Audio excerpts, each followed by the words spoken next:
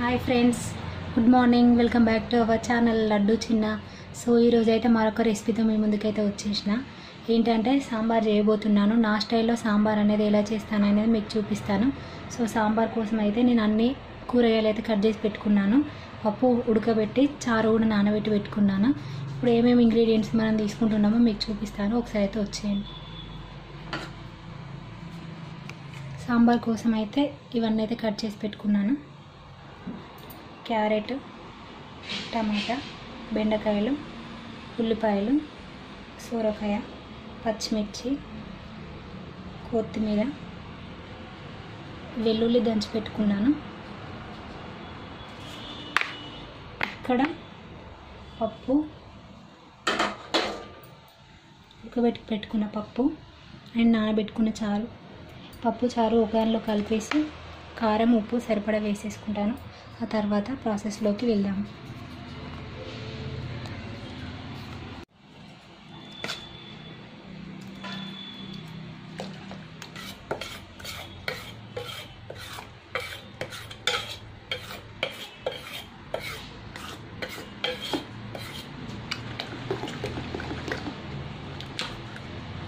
ఇట్లా మెత్తగా అయితే చేసుకుంటున్నాను.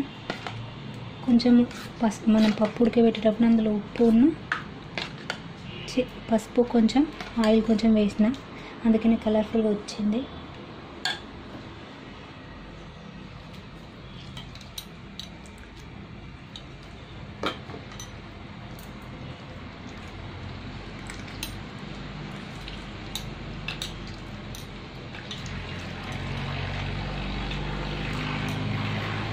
మనం చింతపండు త్వరగా నానాలి, తొందరగా సాంబార్ చేసుకోవడానికి టైం లేనప్పుడు చింతపండు త్వరగా నానాలంటే అందులో వాటర్ వేడి చేసి పోసుకుంటే చింతపండు త్వరగా నానుతుంది.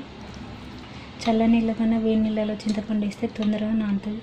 ఇట్లా తొందరగా గుజ్జు వచ్చేస్తుంది.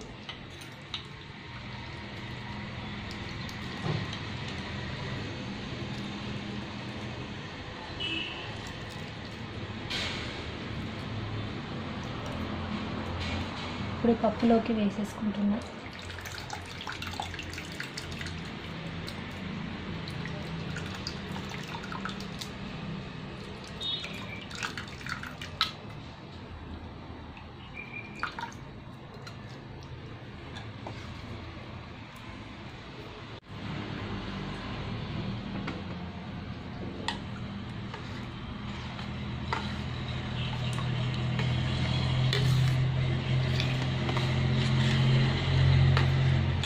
తర్వాత కొన్ని వాటర్ యాడ్ చేసేస్తా. పుల్లగా ఉన్న దాన్ని బట్టి మనం వాటర్ యాడ్ చేసుకోవచ్చు. ఇందులో ఉప్పు కారం వేసేసుకోవాలి.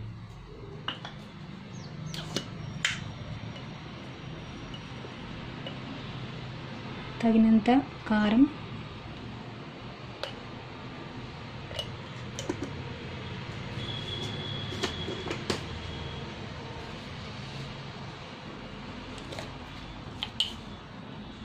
సాల్ట్,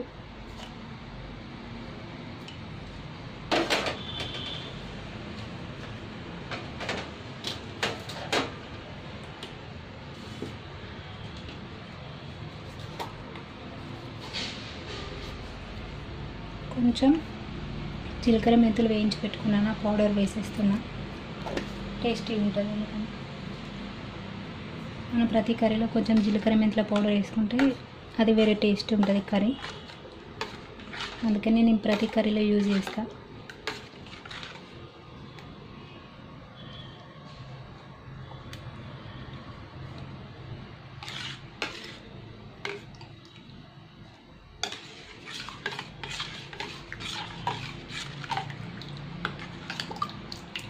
కొన్ని వాటర్ యాడ్ చేస్తాను.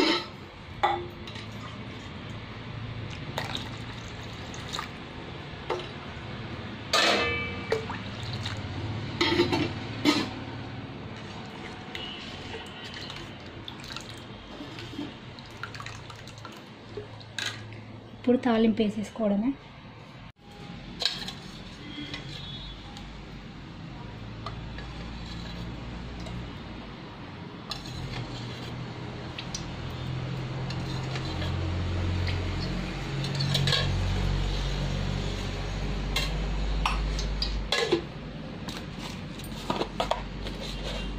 4 స్పూన్స్ ఆఫ్ ఆయిల్ వేసేస్తాం. జీలకర్ర,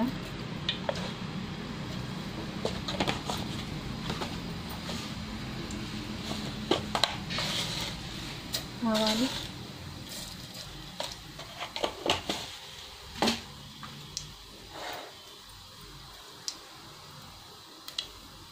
వెల్లుల్లిపాయలు,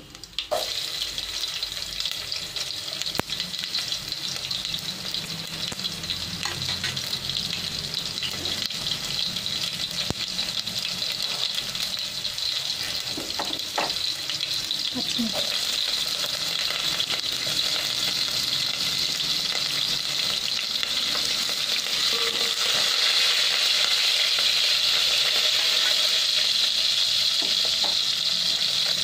ఉల్లిపాయలు,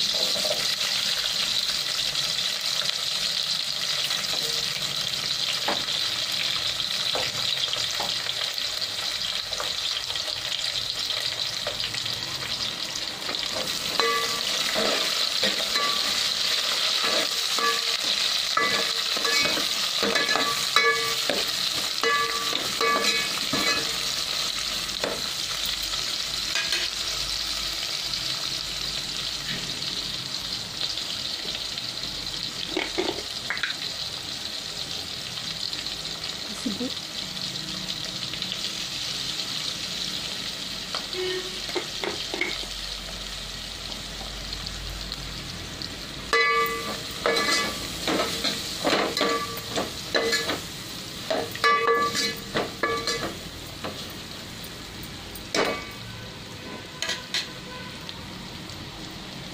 ఇవి మంచిగా ఫ్రై కావాలి. ఫ్రై అయిన తర్వాత మిగతావి వేసేసుకొని అవి కూడా ఫ్రై చేసుకుందాం.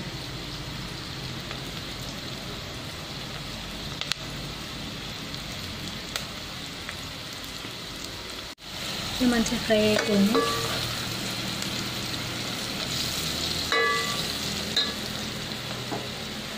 ఇందులోకి బెండకాయలు,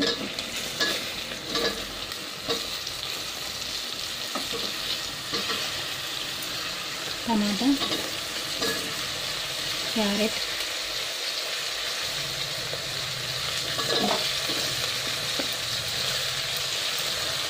అండ్ సొరకాయ ముక్కలు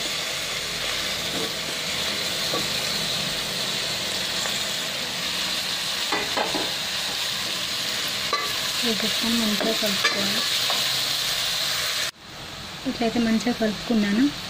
ఇవి ఉడకడం కోసం కొంచెం సాల్ట్ వేసుకుందాం. ఎందుకంటే పప్పుచారులో వేసినా కదా, కొంచెం వేసేస్తే సరిపోతుంది.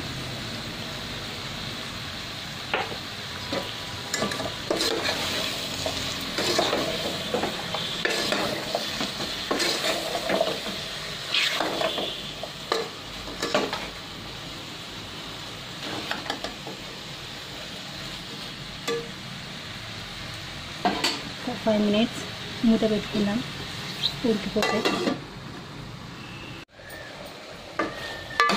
మొత్తం అయితే ఉడికిపోయినాయి. ఇట్లా అయితే అయిపోయినాయి. ఇంకా కొంచెం సోరకాయలు ఉడకాలి. పప్పు చారంలోకి వేసేసుకొని మళ్ళీ కొద్దిసేపు ఉడికించుకుంటే సరిపోతుంది.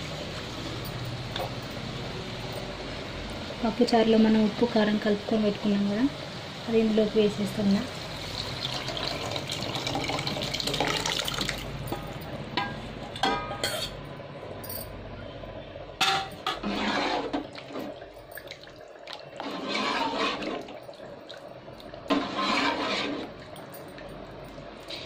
కొంచెం చిక్కగైంది కాబట్టి ఇంకా కొన్ని వాటర్ వేసేసుకోవచ్చు. వాటర్ వేసేసుకొని కలుపుకున్నాను. చింతపండు కూడా పులుపు ఎక్కువ ఉంటే బాగుంటుంది కాబట్టి వాటర్ వేసుకొని సరిపోయిన వాటర్ వేసుకొని కలుపుకున్నాను. ఇప్పుడు సాంబార్ మసాలా వేసేసుకోవడమే. అందులోకి కావాల్సినంత సాంబార్ మసాలా వేసేసుకొని కొత్తిమీర వేసేసుకొని ఒక 5 నిమిషాలు ఉంచుకుంటే అయిపోతుంది.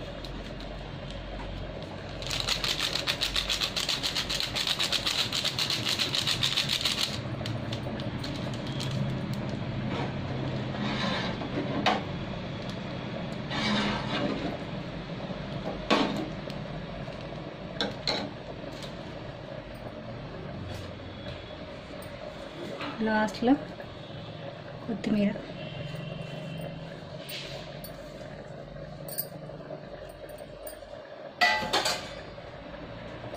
సాంబార్ అయితే రెడీ అయిపోయినట్టే. ఒక 5 minutes మంచిగా మరిగించుకుంటే ఇంకా చాలా బాగా టేస్ట్ వస్తుంది.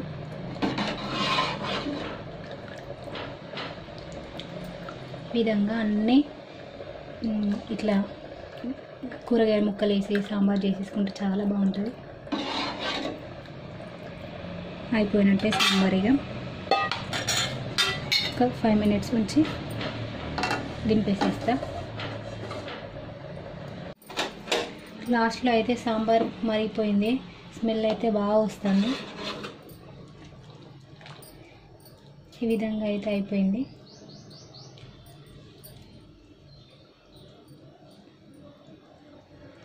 ఇట్లా ఒత్తి చూస్తే ఇట్లా ముక్కలు ఇట్లా అయిపోయినాయి, ఉడికిపోయినాయి. ఇక ఆఫ్ చేసేస్తా. ఈ సమ్మర్లో సాంబారు, పప్పుచారు ఇట్లాంటి రెసిపీస్ తోటే మంచిగా తినాలని అనిపిస్తుంది. ఫ్రై కర్రీస్ అయితే ఎక్కువ తినాలనిపించదు. సో సాంబార్ అయితే అయిపోయింది. సో ఇది ఫ్రెండ్స్ వీడియో అయితే. ఈ వీడియో కనుక మీకు నచ్చినట్లయితే నా ఛానల్ని లైక్ చేయండి, షేర్ చేయండి, సబ్స్క్రైబ్ చేసుకోండి. నా రెసిపీ కనుక మీకు నచ్చినట్లయితే ఒకసారి ట్రై చేయండి. బాయ్.